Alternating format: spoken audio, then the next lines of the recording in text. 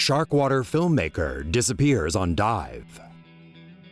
The U.S. Coast Guard is searching for a Canadian movie director and conservationist who went missing in waters off Miami. On Tuesday, filmmaker Rob Stewart went diving with a small group of people near the wreck of the Queen of Nassau in the Florida Keys. The group dove to depths of nearly 70 meters as part of filming for the sequel to Stewart's 2006 documentary Sharkwater. Stewart surfaced at around 5:15 p.m. along with a fellow diver who passed out as he got onto the boat and required attention from the crew. By the time the crew was ready to retrieve Stewart, the filmmaker had gone back under. The crew was unable to locate him and contacted the Coast Guard for help.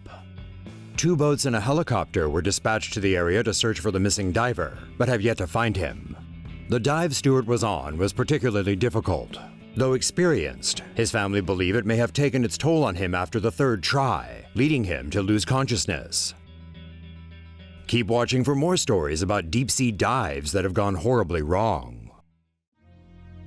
Taiwanese model drowns in sea during underwater photo shoot.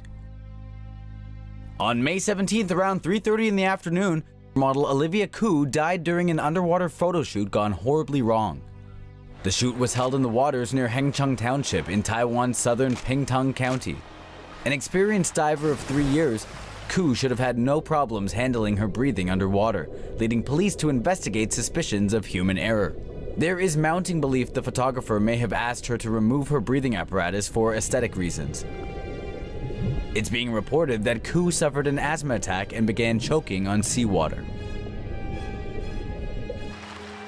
She was pulled from the water, where paramedics tried desperately to breathe life into her, but it was too late. Olivia Koo was gone at the age of 25. She leaves behind her husband and a 4-year-old daughter.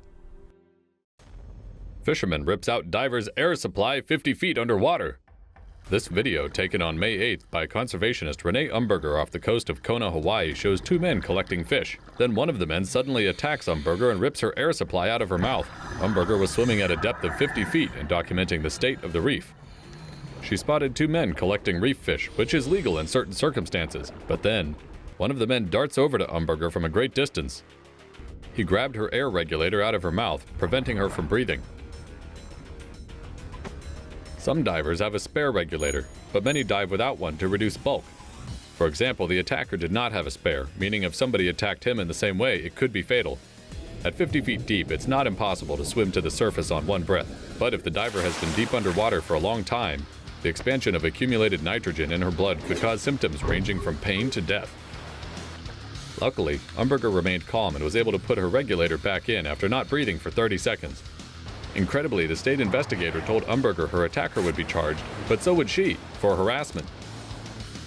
Umberger is known in Hawaii for her years of advocacy against aquarium fish collection, even where the state has legalized the practice. This has put her at odds with local fishermen who rely on the aquarium industry for a living. Foreign diver found dead off beach in Thailand. Police in Thailand are investigating the death of an unidentified man, possibly a Russian national, who was found on Friday with his throat slit near the resort of Pattaya. A jet ski driver discovered the body tied to a concrete pole near Samay Beach on the island of Koh Larn, a short boat ride from Pattaya. The victim was wearing a diver's wetsuit and flippers. Police found a backpack strapped to the victim containing 1,500 Thai baht. The cops said the man was white, around 5 feet 6 inches tall, and between 45 and 50 years old.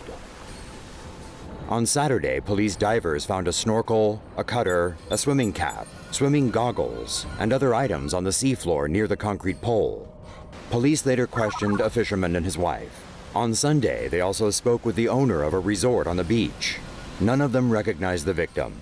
However, the owner of a dive shop told police that the victim looked like one of his clients. Police are checking CCTV footage from Samay Beach and are looking for people on Koh Larn and mainland Pattaya who might be able to offer further leads. Cops said on Thursday that witnesses heard the victim speaking Russian. The body has been transferred to Bangkok for an autopsy. Florida underwater caves claimed 2 more divers' lives. 2 divers died last weekend exploring an underwater cave system in Florida, known to be one of the world's most beautiful, but also most dangerous diving sites. The bodies of 53-year-old Patrick Peacock and 38-year-old Chris Rittenmeyer were found by rescue divers in the Eagle's Nest cave system on Monday. Eagle's Nest is also known as the Lost Sink. Divers access the underwater caves through a pond in the Kasawitzka Wildlife Refuge.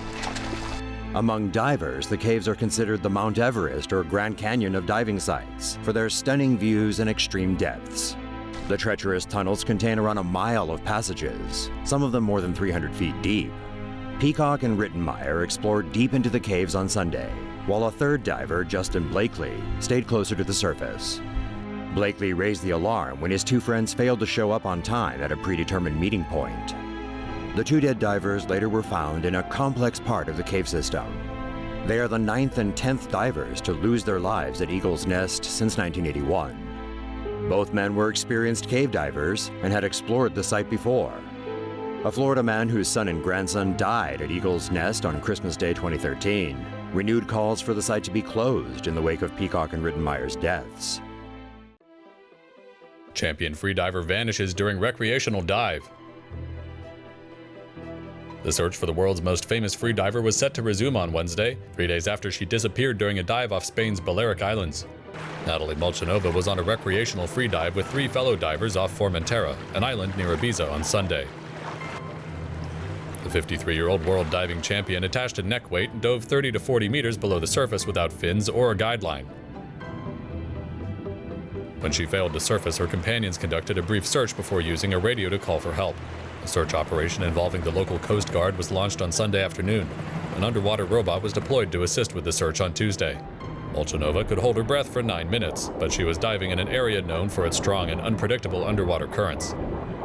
Another potential hazard is a thermocline, a transition layer between shallow water and deep water where the temperature drops suddenly, which can shock a diver's system. Molchanova became the only woman to dive to 100 meters on a single breath at the Freediving World Championships in Greece in 2013. She has set 41 world records and won 23 world championships.